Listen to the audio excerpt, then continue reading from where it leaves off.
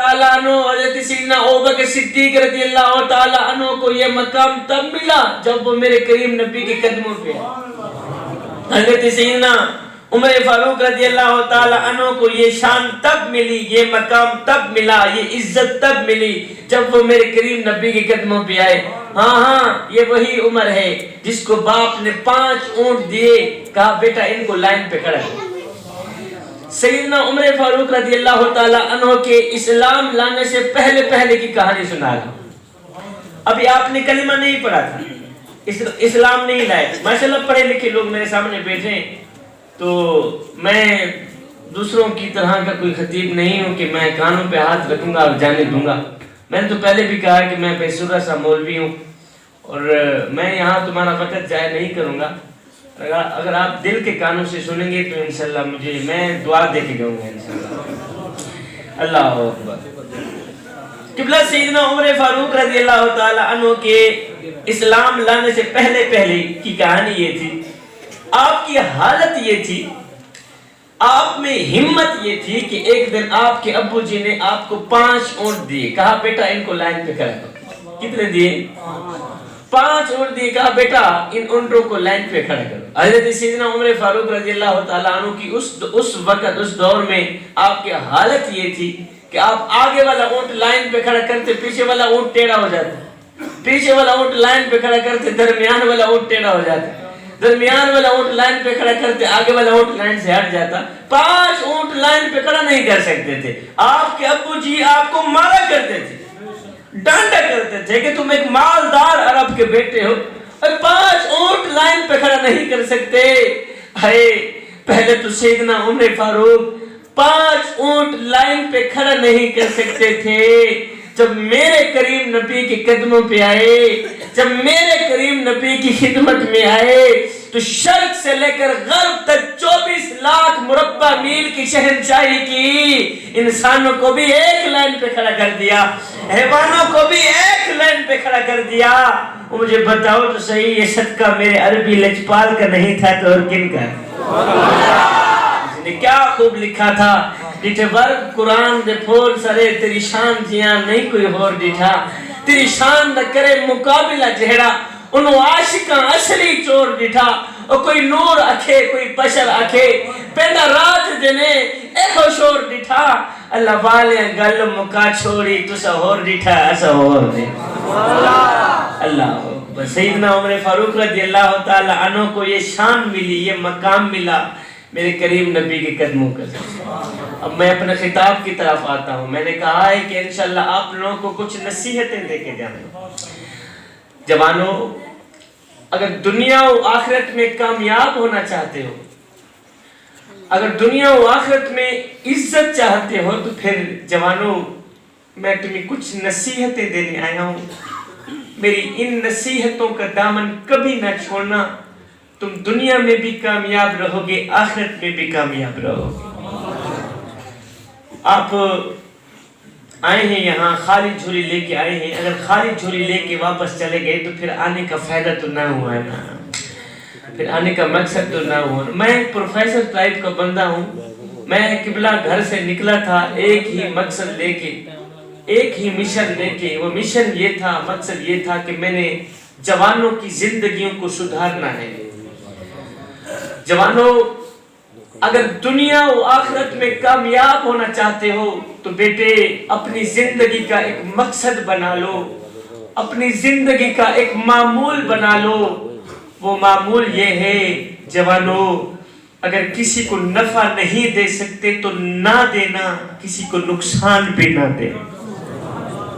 خدا را میاں، میں سید ماں کا بیٹا ہوں، سید باپ کا بیٹا ہوں، تمہارے آگے ہاتھ جوڑ کے عرضی کرتا ہوں، قدموں پہ ہاتھ رکھ کے خیرات مانگتا ہوں۔ جوانوں، اگر کسی کو ایک پل کی خوشی نہیں دے سکتے تو میاں نہ دینا، خدا را کسی کو ساری زندگی کے لیے دکھوں میں بھی نہ ڈالنا، کسی کو ساری زندگی کے لیے تکلیفوں میں بھی نہ ڈالنا۔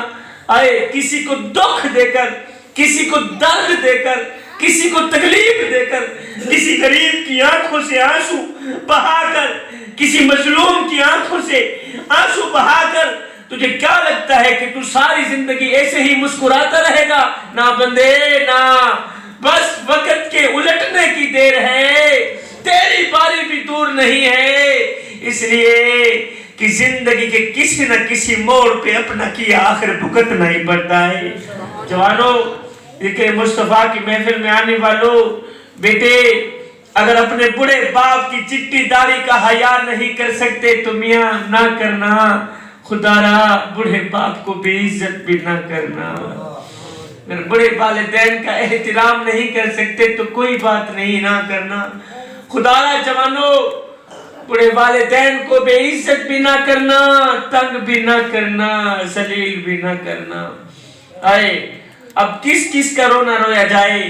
آج تو میری قوم کا نوجوان اپنے بڑے باپ کو کہتا ہے، او چٹی داڑھی والے، تو نے ہمارے لیے کیا کچھ اکٹھا کیا؟ کون سے مربع چھوڑے؟ وہ خدا بخش مرا تھا، اپنی اولاد کے لیے مربع چھوڑ کے گیا، جائیدادیں چھوڑ کے گیا، زمینیں چھوڑ کے گیا، یہ چھوڑ کے گیا، وہ چھوڑ کے گیا، تم نے ہمارے لیے کیا کچھ چھوڑا؟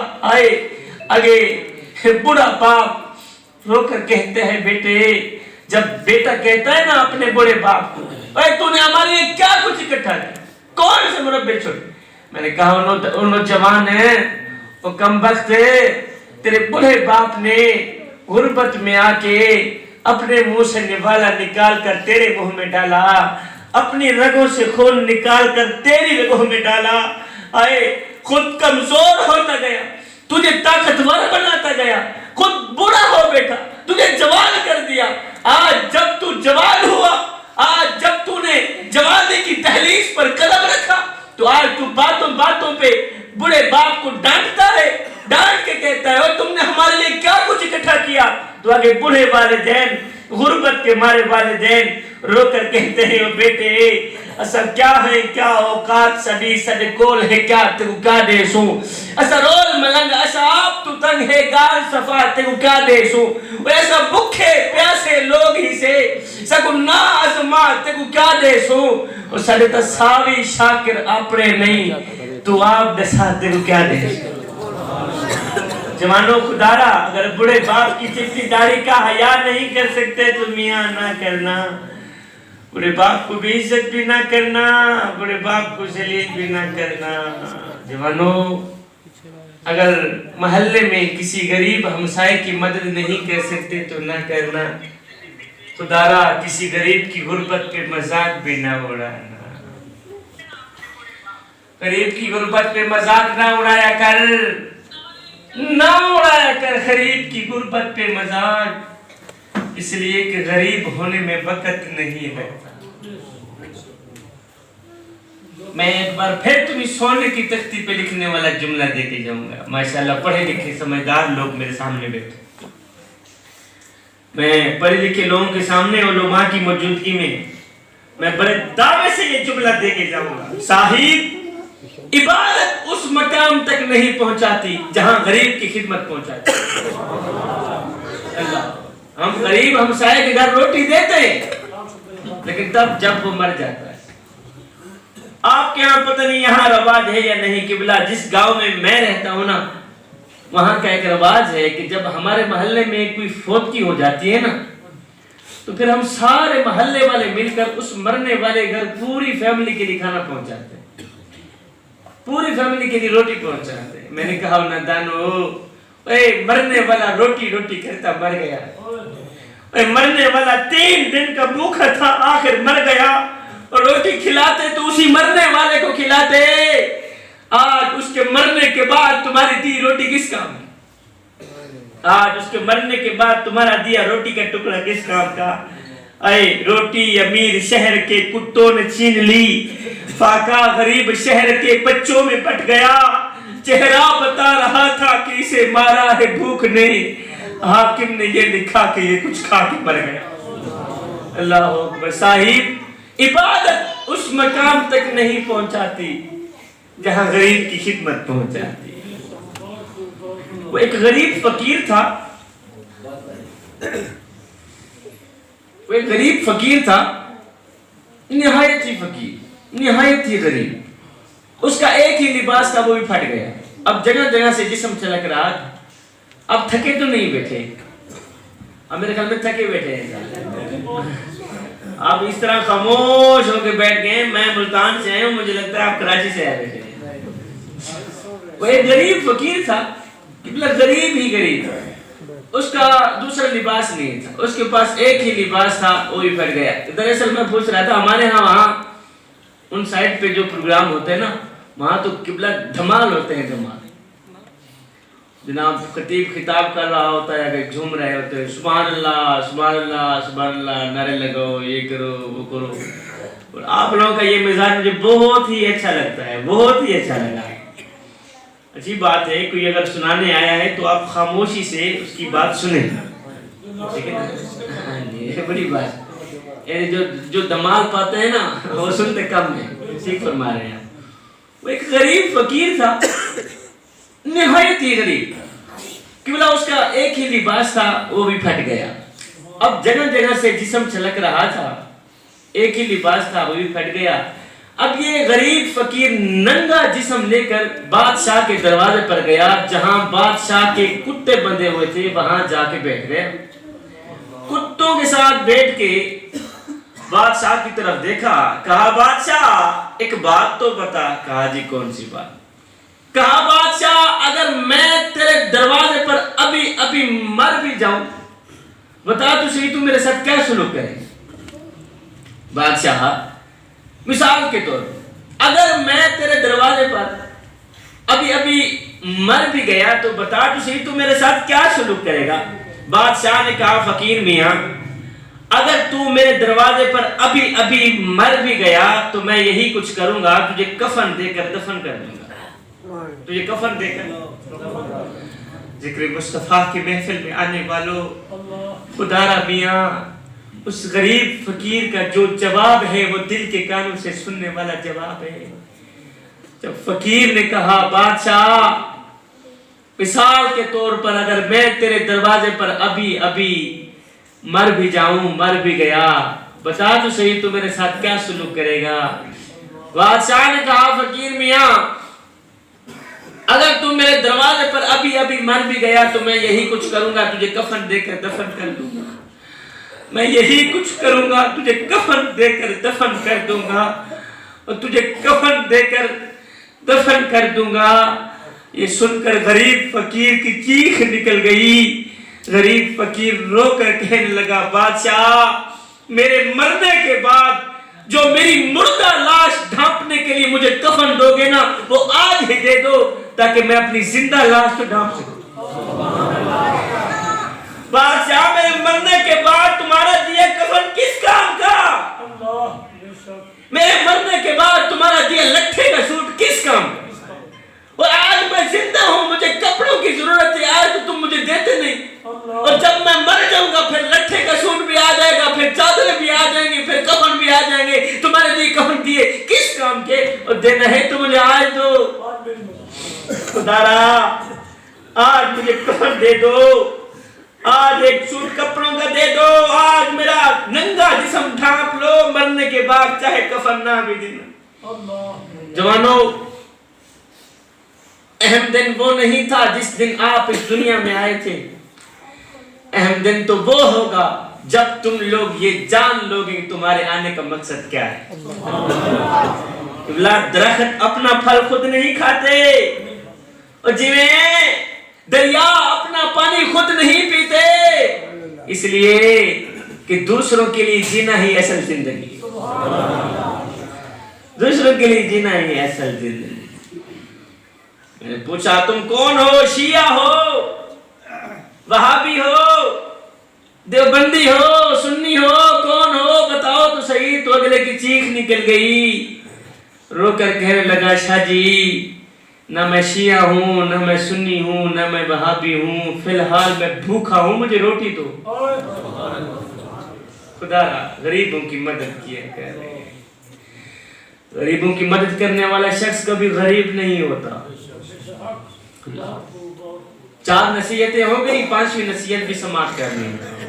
جوانوں خدا را اگر کسی غریب کی بیٹی سے شادی نہیں کر سکتے تو نہ کرنا. خدا را کسی غریب کی بیٹی پہ تہمت بھی نہ لگا. میں جہاں بھی جاتا ہوں یہ بات ضرور کہتا ہوں، جوانوں خدا را کسی غریب کی بیٹی سے شادی نہیں کر سکتے تو کوئی بات نہیں، اس پر تہمت بھی نہ لگانا ہے۔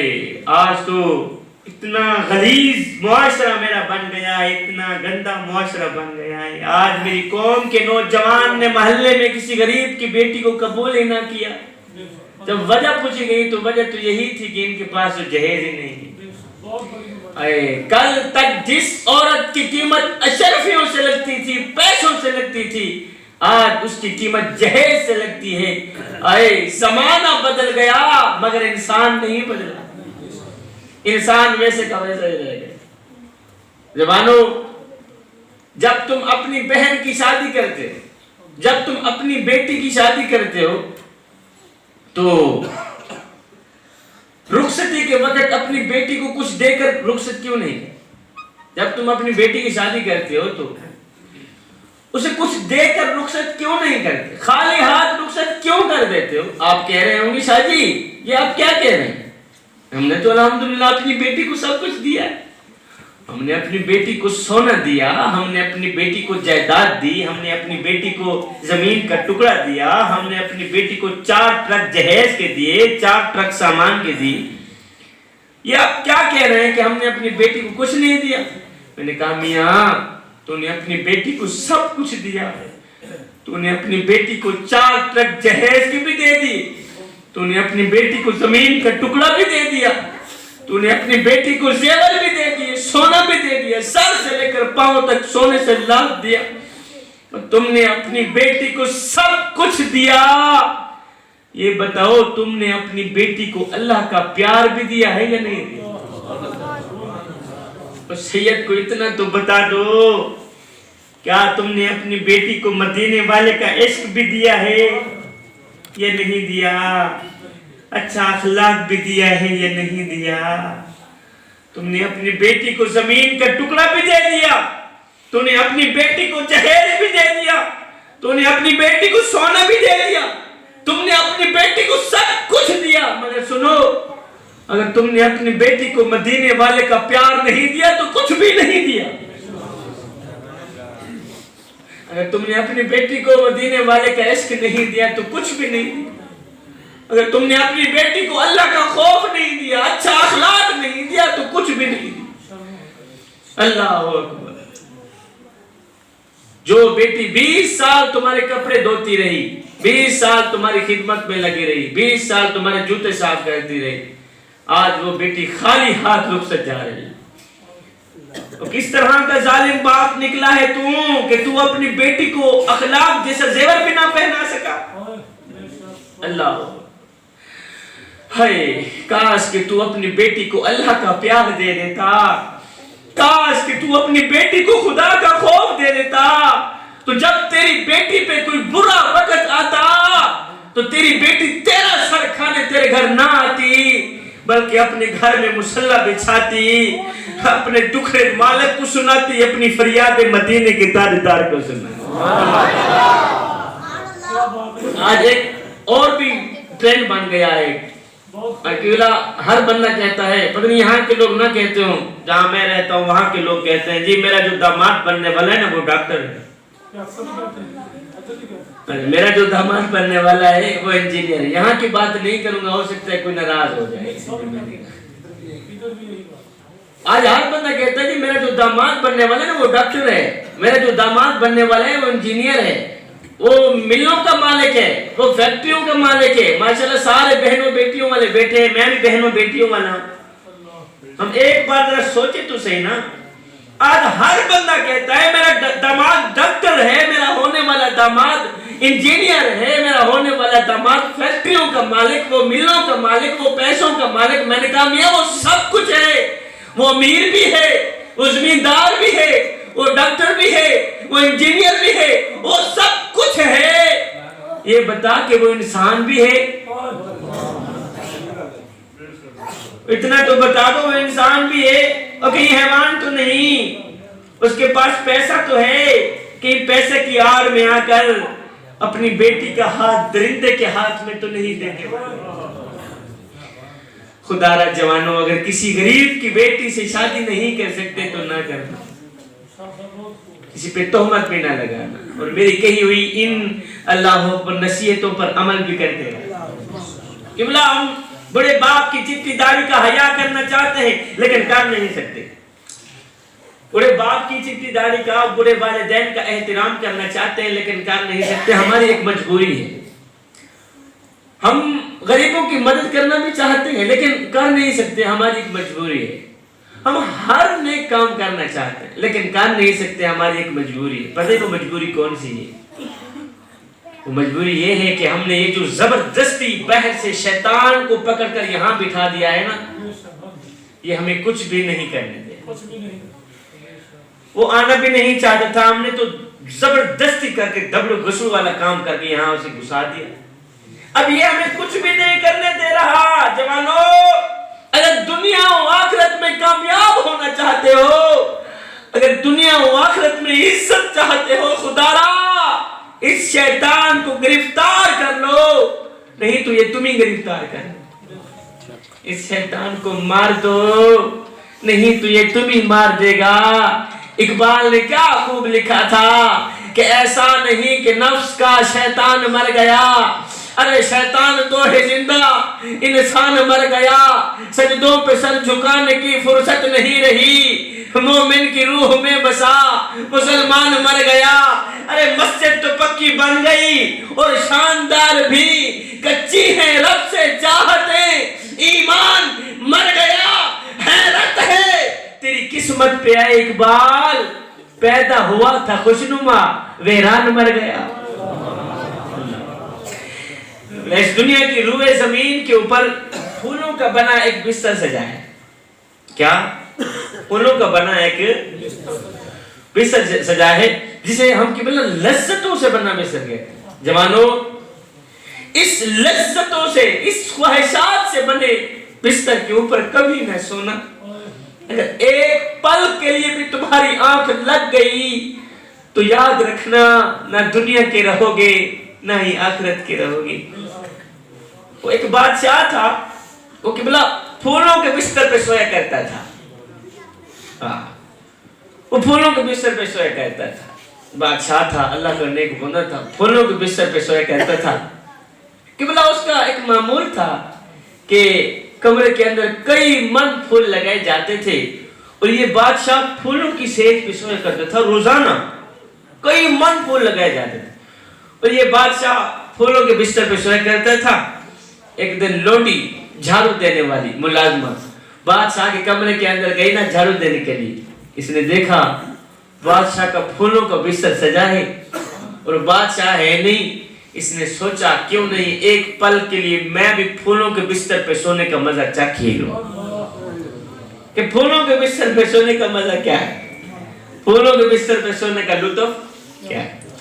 اب اس لونڈی نے کیا کیا، نوکرانی نے کیا کیا، جھاڑو رکھا نیچے، چڑھ گئی بادشاہ کے پھولوں کے بستر کے اوپر، چڑھ گئی بادشاہ کے پھولوں کے بستر کے اوپر، لیٹی، سر رکھا، آنکھ لگی، نیند آ گئی۔ ادھر سے نیند آئی، ادھر سے بادشاہ بھی آ گئے۔ بادشاہ نے دیکھا ہائے ذات کوڑ کے لیے شیرہ نال جپے اور 2 ٹکے کی ملازمہ، 2 ٹکے کی نوکرانی بادشاہ کے پھولوں کے بستر کے اوپر چڑھ کے سو گئی۔ اس کی جرات کیسے ہوئی؟ بادشاہ نے سوٹا اٹھایا، مرنے لگ گئے۔ اور بادشاہ اوپر سے مار رہا تھا، نیچے یہ لونڈی روتی بھی ہے ہنستی بھی ہے، روتی بھی ہے مسکراتی بھی ہے، روتی بھی ہے مسکراتی بھی ہے۔ بادشاہ نے سوٹا رکھا نیچے، کہا لونڈی پہلے تو یہ بتا کہ تو روئی کیوں ہے پھر ہنسی کیوں ہے، روئی کیوں ہے ہنسی کیوں ہے۔ جوانوں، اس لونڈی کے رونے ہنسنے کی جو وجہ ہے نا وہ سن کر سمجھنے کی کوشش کیجیے۔ بادشاہ نے سوٹا رکھا نیچے، کہا لونڈی پہلے تو یہ بتا کہ تو روئی کیوں ہے پھر ہنسی کیوں ہے، روئی کیوں ہے ہنسی کیوں ہے۔ یہ سن کر لونڈی نے کہا بادشاہ روئی اس لیے ہوں کہ مجھے درد ہو رہی۔ اچھا پھر ہنسی کیوں ہے؟ کہا ہنسی اس لیے ہوں کہ اس وقت میں سوچ رہی ہوں کہ جو ایک لمحے کے لیے پھولوں کے بستر پہ سوئے اسے اتنی سزا مل رہی ہے۔ اور جو ساری زندگی پھولوں کے بستر پہ سوتا رہے اسے کتنی سزا ملے؟ میں ایک لمحے کے لیے پھولوں کی سیب پہ سوئی ہوں، مجھے اتنی سزا مل رہی، اور جو تو ہے ساری زندگی پھولوں کے بستر پہ سوتا رہے تجھے کتنی سزا ملے؟ جوانو، اس دنیا کی روئے زمین کے اوپر پھولوں کا بنا ایک بستر سجا ہے، لذتوں سے خواہشات سے بنا ایک بستر سجا ہے، لہٰذا اس خواہشات سے بنے بستر کے اوپر کبھی نہ سونا۔ اگر ایک پل کے لیے بھی تمہاری آنکھ لگ گئی تو یاد رکھنا نہ دنیا کے رہو گے نہ ہی آخرت کے رہو گے۔ مجھے ایک بات یاد آ گئی، گھر سے نکل رہا تھا، کسی نے کہا شاہ جی باقی خطاب کرنا نہ کرنا پر وہ والا واقعہ ضرور سنا کے آنا۔ اس سے پہلے میں ایک میٹھی سی حدیث نہ سنا دوں، قبلہ جان میں جان آ جائے، سینہ ٹھنڈا ہو جائے گا۔ میرے کریم نبی نے فرمایا صحابہ جی یا رسول اللہ صلی اللہ علیہ وسلم، فرمایا صحابہ میں اللہ کا حبیب ہوں، میں اللہ کا حبیب ہوں۔ پھر فرمایا جو جوان جوانی میں توبہ کرتا ہے وہ بھی اللہ کا حبیب بن جائے۔ جوانو اونا اللہ کے دوست بن جاؤ، اونا اللہ کے حبیب بن جاؤ۔ جب تم اپنی ساری زندگی مالک کے نام کر دو گے تو پھر وہ ساری کائنات تمہارے نام کر دو گے۔ میرے کریم نبی نے فرمایا راتوں کی تنہائیوں میں اٹھ اٹھ کے قرآن پڑھا کرو اور قرآن پڑھتے وقت رویا کرو۔ فرمایا اگر رونا نہ بھی آئے تو رونے کی کوشش کر لیا کرو۔ حضرت داتا علی حجویری سے پوچھا گیا حضرت اگر رونے کی کوشش کریں پھر بھی رونا نہ آئے تو کیا کریں؟ آپ نے فرمایا پھر اپنے مقدر پہ رہو۔ اتنے سنگ دل ہو گئے ہو کہ آنکھیں آنسو بہانا بھی چھوڑ گئے۔ وہ ایک فقیر تھا، اللہ والا تھا، درویش تھا، مست ملنگ بابا تھا۔ اس نے اپنے کندھے کے اوپر ایسے چادر رکھی ہوئی تھی، آ رہا تھا، ادھر سے چور دوڑتا ہوا آیا، فقیر کی چادر لے کر بھاگ گیا۔ فقیر تھا، درویش تھا قبلہ، اس نے اپنے کندھے پہ چادر رکھی ہوئی تھی، آ رہا تھا، ادھر سے چور دوڑتا ہوا آیا، فقیر کی چادر لے کر بھاگ گیا۔ اب چور چادر لے کر اس طرح بھاگا، ساتھ میں قبرستان تھا، اس فقیر نے کیا کیا قبرستان کی طرف دوڑ لگا۔ چور چادر لے کر اس طرف بھاگا، ساتھ میں قبرستان تھا، فقیر نے کیا کیا قبرستان کی طرف دوڑ لگا دی۔ قبلہ نے دیکھا، پوچھا او بابیا تیری بھی عجیب کہانی ہے اور تیری بھی عجیب داستان ہے، اور چور چادر لے کر اس طرف بھاگ رہا ہے، تو بجائے چور کے پیچھے بھاگنے قبرستان کی طرف کیوں بھاگ رہا ہے؟ اور بجائے چور کے پیچھے بھاگنے قبرستان کی طرف کیوں بھاگ رہا ہے؟ یہ سن کر فقیر نے کہا بیٹے چور کو چھوڑ کر قبرستان کی طرف اس لیے بھاگ رہا ہوں کہ یہ چور جہاں مرضی آئے چلا جائے، آخر اس نے آنا تو قبر میں ہی۔ بیٹا جب یہ قبر میں آئے گا نا میں اس سے اپنے حساب چکتا کر لوں۔ اب کھا لو کھا لو کھا لو، غریبوں کا حق کھا لو، بہنوں کا حق کھا لو، بیٹیوں کا حق کھا لو، مار لو، جتنا ہضم کرنا چاہتے ہو کر لو، آئے گی قبر لگے گی خبر۔ آخری بات واز ختم، بات وہی باب خادم حسین رضوی والی، بیٹے اٹھو تو بس نبی نبی کرتے ہوئے، اپنی زندگی کا ایک مقصد بنا لو، ایک معمول بنا لو، بیٹے اٹھو تو بس نبی نبی کرتے ہوئے، اٹھو تو بس نبی نبی کرتے ہوئے، چلو تو بس نبی نبی کرتے ہوئے، پھرو تو نبی نبی کرتے ہوئے، اے مسجد میں آؤ تو نبی نبی کرتے ہوئے، اللہ سے مانگنے کے لیے ہاتھ اٹھاؤ تو نبی نبی کرتے ہوئے، اور ساری زندگی نبی نبی کرنے میں گزار دو، یہاں تک کہ موت کا فرشتہ جب تمہاری روح نکالنے آئے تو اس وقت بھی نبی نبی کے ترانے تمہاری زبان پہ جاری ہوں، تاکہ تمہاری قبر کی مٹی یہ پکار اٹھے کیا کہ قبر میں جو مشکل کشا آ گیا، مجھے موت میں بھی مزہ آ گیا۔ ارے سرانے پہ بیٹھے جو دیکھا نبی کو نکیرین کو بھی حیا آ گیا۔ جوانو یہ زندگی کے لمحے میرے اور آپ کے لیے غنیمت ہے، انہی لمحوں میں ہم کچھ کر لیں، انہی لمحوں میں کچھ اکٹھا کر لیں، انہی لمحوں میں خدا کی یاد اور محبت کے دیے اپنے دل میں جلا لیں، انہی لمحوں میں بڑے باپ کی چٹی دھاری کا حیا کر لیں، بڑے والدین کی خدمت کر لیں، انہی لمحوں میں نماز پڑھ لو، ان لمحوں میں قرآن پڑھ لو، ان لمحوں میں اللہ کو راضی کر لو، ان لمحوں میں اس کے رسول کو راضی کر لو۔ میاں معلوم نہیں پھر فرصت ملے نہ ملے، معلوم نہیں پھر یہ زندگی کے ملے نہ ملے۔ کوئی بن گیا رونق پکھیاں دی، کوئی چھوڑ کے شیش محل چلیا، کوئی پلیا ناس تے نخریاں وچ، کوئی ریت گرم تے تھل چلیا، کوئی بھول گیا مقصد آمن دا تے کوئی کر کے مقصد حل چلیا۔ اتھے ہر کوئی فرید مسافر ہے، کوئی آج چلیا تے کوئی کل چلے۔ میں دعا کرتا ہوں اللہ تعالیٰ میری حاضری قبول فرمائے۔ میں دعا کرتا ہوں انتظامیہ نے بہت ہی ماشاءاللہ خوبصورت پیاری سی محفل سجائی۔ اللہ تعالیٰ میرے بھائیوں کی یہ کاوش اپنی پاک بارگاہ میں قبول فرمائے، اور آئندہ بھی اس طرح کی خوبصورت محفلیں سجانے کی توفیق عطا فرمائے۔ آپ کے سامنے بیٹھ کے گفتگو کرنے کا بہت ہی لطف آیا ہے، بہت ہی مزہ آیا ہے، اسی طرح سنا جاتا ہے کسی مہمان کو۔ میں دعا کرتا ہوں اللہ تعالیٰ آپ لوگوں کا آنا، میرا پڑھنا اپنی پاک بارگاہ میں قبول فرمائے۔ میں نے آگے سفر کرنا ہے، اس لیے